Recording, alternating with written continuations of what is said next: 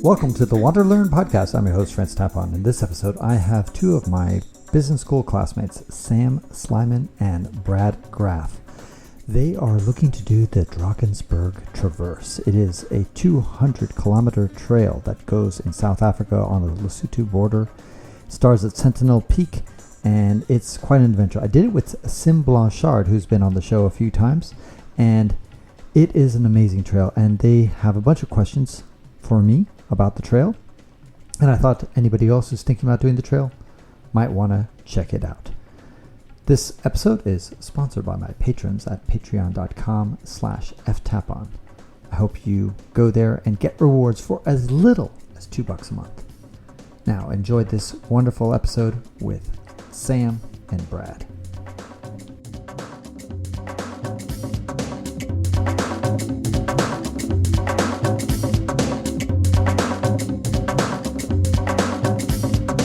Welcome to the WanderLearn Show. This is Francis Tapon. I'm here with Brad Graff and Sam Slyman. These are both guys that I went to business school with. But we're not going to talk about charts or financial stuff or cash flow or derivative markets. We're going to talk about our favorite subject, hiking. So these guys are not chumps, by the way. Brad and Sam have actually hiked quite a bit since business school. Tell us about some of the highlights of some of the things you've done together. Well, we've done them once a year since about 2015. And I will say that was my first backpacking trip I think we did together. And kind of our rule of thumb is it's better to have, I don't know if it's better, but we have a lot of good gear. We didn't really know what we were doing, and we kind of figured that part out. But we did the Maroon Bells in Colorado, and what's in Patagonia? Sammy. Torres del Paine. You did that thing, and Lagaverger, Iceland, the famous hike. Anyway, we've kind of done some stuff in New Zealand, so we kind of like to get out for about a week and do some pretty crazy things. Weren't you thinking about going to the Wind River Range in Wyoming? Oh yeah, we did that. River, yeah, that was fantastic. See, I know your resume more than you guys. Yeah, we did a section of the PCT one year, and last year we did Sweden. Which section of the PCT? Yeah, that was in Washington. We did it from the Oregon border just to south of Mount Rainier. Oh, that's spectacular. It was during the wildfires, and they kind of caught up with us. We had to bail out a day early. Yeah, no, that's quite common nowadays, unfortunately. You're planning for your next big adventure, and this time it's the Drakensberg Traverse in South Africa, and it kind of goes along the Lesotho border. Why did you pick this, and when are you planning to go? We have a very sophisticated selection process that Brad sort of pioneered. And it involved a 40-year-old book of the greatest hikes in the world. And spreadsheets. We are MBAs after all. That's right. I can't leave Excel in your blood. Oh yeah, it's on our list. We have like 40 hikes that we found. Started with this book. It's literally 40 years old, like some dude wrote. But yeah, we've added it, and we have it's by continent. So we have these future cool hikes we want to do, and we keep looking at the Drakensberg, and it looks cool, but then we do some online reviews, and there's just enough little nuances that make it do we want to do this? Is it safe? Is it the right time of year? Is it, is there actually a route, or do we have to figure stuff out? And, are we going to get eaten? We're always worried about bears. So, Yeah. Okay. There are worse things to worry about in Africa. Yeah, that's right. Okay, so let me answer the number one question, the number one thing that does distinguish this route from other long distance trails that you might be considering. And unfortunately, it is indeed the safety issue. And not so much from wildlife or weather or that kind of stuff. It's mainly because I've heard of too many incidents of foreigners getting attacked on the Drakensberg Traverse. Nobody's, as far as I know, been killed. The worst thing that can happen to you is that they rob you of all your gear and that kind of stuff. But it has happened a bit too often for my taste. Now, let's put that in perspective. I don't know the statistics, but it's just to put it into perspective. Let's say if you're going to hike the Appalachian Trail, there's probably a 1 in 1,000 chance that you're going to get completely, stolen and everything taken away from you. On the Drakensberg Traverse, it's probably 1 in 100 chance. And so obviously 10 times more dangerous. But on the other hand, if you look at the odds, it's still highly unlikely that anything bad is going to happen to you. I went there with one guy. He was 63 or 65 or so at the time. And I was, I guess, 47 or something like that, 48. And we did meet a lot of herders, and you certainly will on the Drakensberg Traverse. These guys are Africans who have all their herds. In other words, usually cows as well as goats that are running around. That's their natural environment. That's where they are. And all the exchanges were utterly peaceful, super friendly. I never felt once threatened, no even hint of that. And we slept outside every night and in the wild. All that was good, no problems. But of course, we're just one data point. And my message to you is that fortunately there's a lot of other data points and they haven't had problems. So I think you guys won't have a problems, but something just to be aware of and to come up with a plan of like, what will you guys do in the case of somebody threatening you in one way or another? Any suggestions? Yeah. Let's say you're left down to your underwear or whatever it is. Somehow you have to have a way to like get back to civilization, which is easy. You just walk downhill. And then eventually be able to have either a spare credit card or ATM card somewhere else that you can get access to, or somebody can wire you money or something like that. I'm just thinking that would be my main thing. Obviously not put up a fight. Don't bring a gun. Have you ever had any situation like that, Francis, in all of your travels? Yeah, I walked across Madagascar from north to south, and along the way, near the northern part of it, it was a 4-month trip, and in the first month or so, there was a situation where I was there with my wife and Sym. Sym was the same guy who went the Drakensberg Traverse with me. Rejoice, she wanted to wash herself up, and so I said, okay, here's a stream, and then I'll just get ahead of you a little bit. And so I went ahead, and Sym was even ahead of me, so we all went ahead, and it was the morning. And then she started yelling out my name after she was done, and I guess I was too far ahead because I didn't hear her.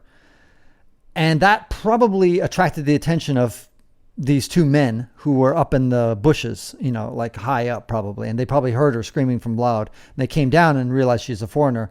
And they told her, take off your backpack. And then they started grabbing her shirt. And they said, and then she said, whoa, hold on. Let me just give you my jacket. And they left her down to her bra. They didn't sexually assault her in any way or even try to. They did have a machete. And she luckily had just before, after she took her shower, she had moved money that she had in her backpack into her money belt. And so luckily she had like $2,000 in cash in her money belt. And luckily they didn't grab the money belt or notice that she had one. They didn't ask her to take off her pants. They were both young guys in their early 20s, as you might expect.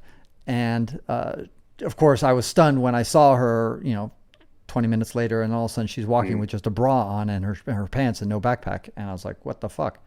Wow. So that was probably the worst incident. And same also in Madagascar, my buddy Sym, he went hiking alone, and he was on a beach one day and kind of went, and he was realizing he was a little bit off trail. So he decided to come back in, and this guy came out of nowhere and just punched him in. Well, he didn't come out of nowhere. He kind of started talking to him a little bit, and then suddenly just punched him in the face and just said, give me your money. And Sym just decided to give him the money. And then the guy went away. Those are two incidents. Aside from that, I can't really think of any other incident where I had any kind of problem. Certainly not on the Drakensberg Traverse. You are well traveled, and to only have those two incidents out of all the hiking that you've done that's pretty good. Yeah. I mean, hiking I think is much more safe than walking around Chicago at night in certain neighborhoods, for example. Right. Right. So right. I think so in general, I'm not a big fear monger. And so, anyway, that's the key distinguishing thing about the Drakensberg Traverse. I would just think a little bit differently, have a safety plan available. Don't leave that's another thing. Don't walk, stand side by side. Two people are a lot harder to mug and to take over than just if you're kind of spread out. So that's another precaution I would take. Also, I would not camp early. I would wait until right at dusk and then camp. You might not even want to make a fire because all these things will attract attention. And somebody at night. So that's always been my practice. I don't make fires, but I realize it's a big deal for a lot of campers, and you guys probably like it, and I understand that.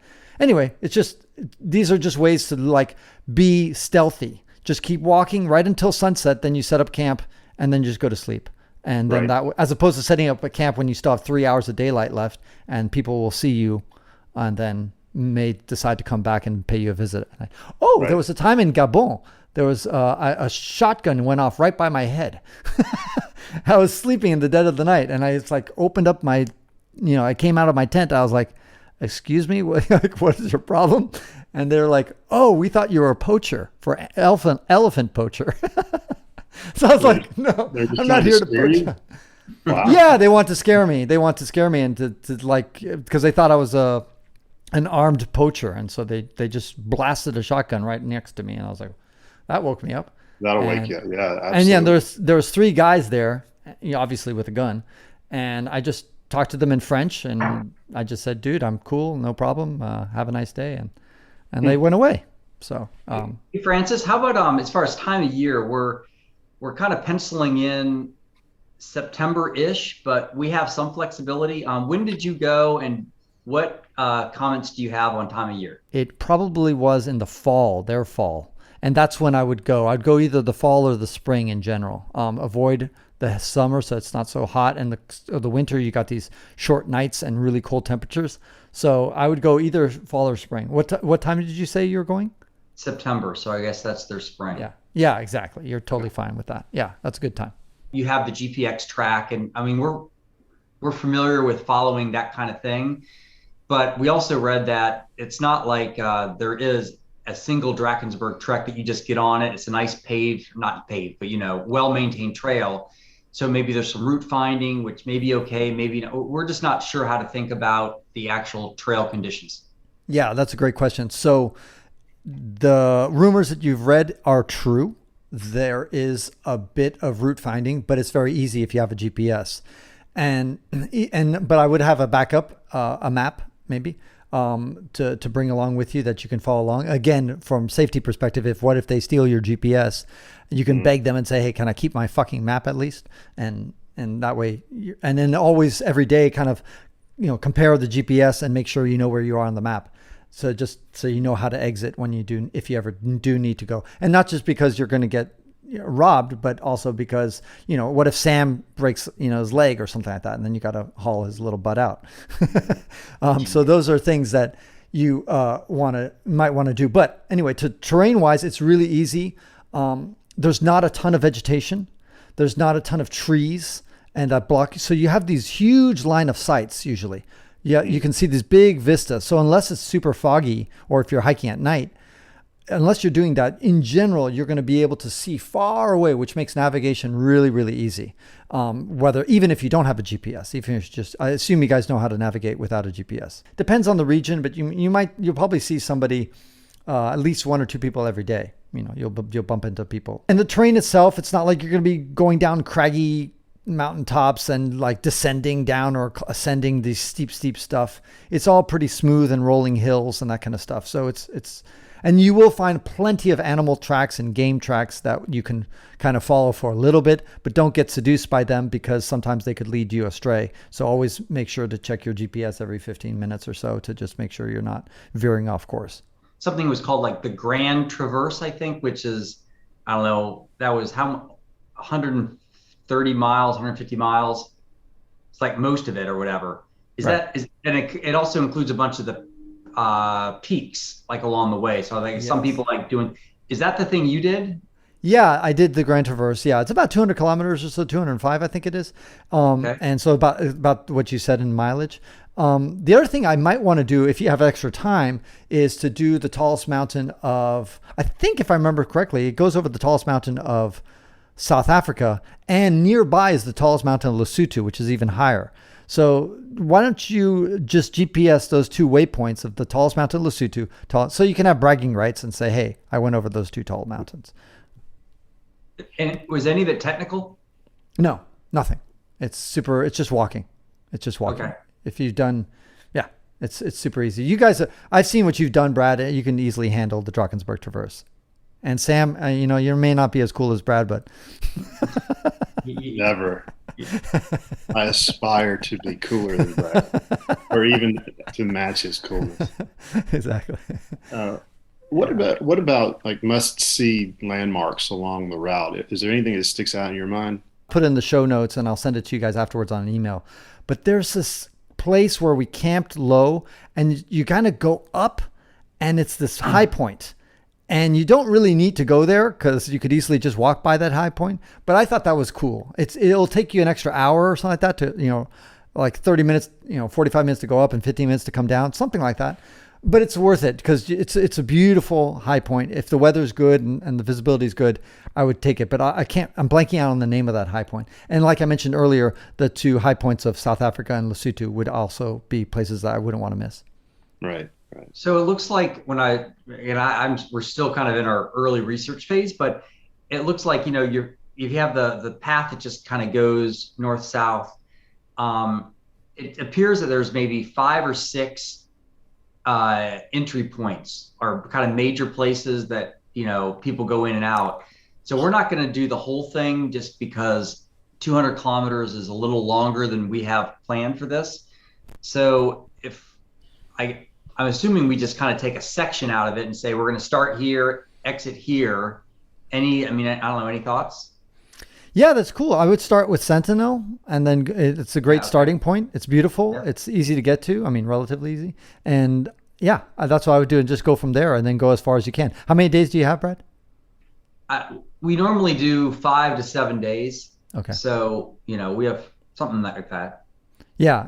It'd be pushing it to do all 20. You could do it in 7 days, the whole thing. Yeah, you could, but I don't know what kind of how much you want to kill yourselves. Yeah, we generally can get somewhere between 12 and 18 miles a day. It's generally how far we go. 18 is a long day. We carry a lot of stuff. We like to do a lot of stuff. As far as we can tell, Francis, we're not really disciples of your minimalist. Francis is a minimalist. Yeah. We are maximalists. We have some very nice chairs that we bring as an example. Oh, by the way, speaking about chairs and just comfort, there was at least one place, if not maybe 2, but certainly I found a hut.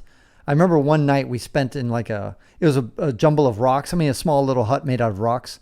And we stayed there the night. We get there and it's a place where shepherds go either when there's a storm going on, or they can cook a meal. They generally speaking don't sleep there.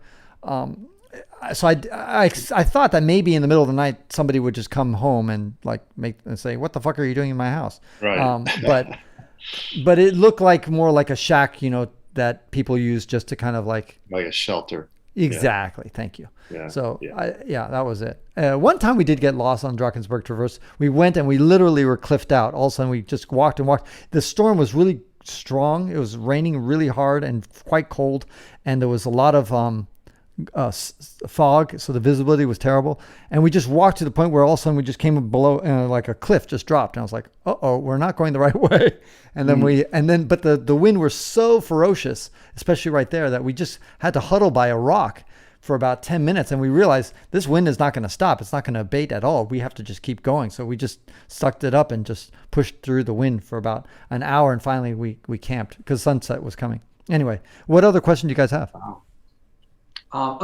Just a logistics thing. From what I can tell, looks like the Johannesburg airport's about maybe 4-ish hours by car from Sentinel. I guess one option be we get the equivalent of an Uber or arrange transport to Sentinel. Then we do have a sat phone, so we'd be able to maybe coordinate a pickup, or any suggestions on how we make that stuff work? You shouldn't have a problem, but I would have to research it. I don't know off the top of my head a solution on how to do it, but I'm 100% confident it can be done. Okay. Francis, how plentiful is water along the route? Good question. It's pretty plentiful. I mean, I don't remember ever struggling to find water or, being short on water. So yeah, I think you'll be fine. And you're going to be going in the spring. So, it'll be nice time to go, and you get a lot of runoff and snow melt, or if there is any snow left. Okay. So you should be fine. Water wise, it's definitely not a desert, but you're on a high point. And so it's not like there's a ton of water sources, but realize that there's also a lot of cows there. And so you definitely want to purify the water. Right. What about Starbucks? Are there any Starbucks? Yes, there's plenty of them, about every 10 miles. Nice. There's one thing we don't have to carry, Brad. That's right. Leave your coffee behind, coffee Brad. grounds. Excellent. Good. Helpful for me to hear from someone who's actually done it before. When we want to hike in the United States as U.S. citizens, it's kind of, we feel more comfortable. It's our country. It's always a little bit more exotic when you go to another country. Another great trek that you might want to add to your list of 40 things to do, Brad, is to add the High Atlas Mountains of Morocco. It's also it's on there. Yeah. On the list. It's on. Oh, perfect. Yeah. So I did that. I did the whole thing. It's about 2 weeks or so to go from where the High Atlas starts and goes all the way to the sea. And it's another fabulous route. I didn't have any problems. In fact, I ran into some local people along the way who live in the mountains, and the road is pretty much inaccessible to get there. And they invited me to their home. They fed me. It was so nice. It's just to meet these people who are living full time out in the middle, up in the mountains. It's remarkable. So definitely another long distance trail. The Madagascar was interesting. It was a long distance trail. And yeah, Drakensberg. Drakensberg is a great choice. So I'm totally encouraging you to go. Don't worry about the safety stuff. Keep somewhat alert, but don't let it overwhelm. Don't let it detract away from the enjoyment. We'll set up another one of these things for the Atlas Mountains in a year or two. Excellent. I love it. All right, cool, guys. And that ends this episode of the WanderLearn podcast, where we explore travel, technology, and transformation. If you'd like to see the show notes with links to what we've talked about, go to WanderLearn.com and click on this episode. If you'd like to connect with me, just remember F Tapon. That's my first initial and my last name. F Tapon is always my social media username. My website is ftapon.com. Do you want to leave me an anonymous voicemail where you can make a comment or ask a question? Then go to speakpipe.com/ftapon. Furthermore, if you'd like to get rewarded for supporting my projects, then go to patreon.com/ftapon. That's where you can pick up some remarkable rewards for as little as $2 a month. Now, 5 quick favors. Number 1, subscribe to the WanderLearn podcast. 2, download it. 3, share it. 4, review it. And 5, sign up for my newsletter at wanderlearn.com. Our theme music was composed by Eric Stratman. This is Francis Tapon, encouraging you to wander and learn.